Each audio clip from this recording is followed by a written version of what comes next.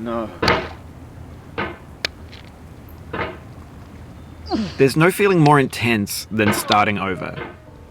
If you deleted your homework the day before it was due, as I have, or if you left your wallet at home and you have to go back after spending an hour in the commute. If you won some money at the casino and then put all your winnings on red but it came up black. If you got your best shirt dry cleaned before a wedding and then immediately dropped food on it. If you won an argument with a friend and then later discovered that they just returned to their original view. Starting over is harder than starting up. If you're not ready for that, like if you've already had a bad day, then what you're about to go through might be too much. Feel free to go away and come back. I'll be here. Alright, thanks for coming with me on this trip. I'll understand if you have to take a break at any point. Just find a safe place to stop and quit the game.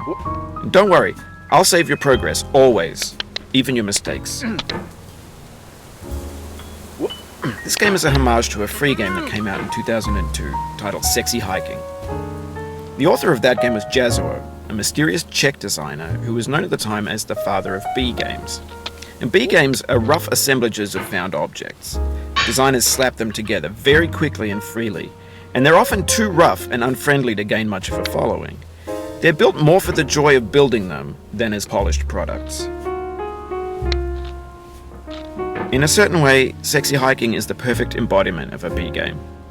It's built almost entirely out of found and recycled parts, and it's one of the most unusual and unfriendly games of its time. In it, your task is simply to drag yourself up a mountain with a hammer. And that act of climbing, in the digital world or in real life, has certain essential properties that give the game its flavor. No amount of forward progress is guaranteed. Some cliffs are too sheer or too slippery. And the player is constantly, unremittingly in danger of falling and losing everything. Anyway, when you start Sexy Hiking, you're standing next to this dead tree that blocks the way to the entire rest of the game. It might take you an hour to get over that tree, and a lot of people never got past it. You prod and you poke at it, exploring the limits of your reach and your strength, trying to find a way up and over. And there's a sense of truth in that lack of compromise. Most obstacles in video game worlds are fake. You can be completely confident in your ability to get through them once you have the correct method or the correct equipment or just by spending enough time. In that sense, every pixelated obstacle in Sexy Hiking is real. The obstacles in Sexy Hiking are unyielding, and that makes the game uniquely frustrating. But I'm not sure Jazuo intended to make a frustrating game. The frustration is just essential to the act of climbing, and it's authentic to the process of building a game about climbing. A funny thing happened to me as I was building this mountain. I'd have an idea for a new obstacle, and I'd build it, test it, and it would usually turn out to be unreasonably hard. But I couldn't bring myself to make it easier. It already felt like my inability to get past the new obstacle was my fault as a player rather than as a builder.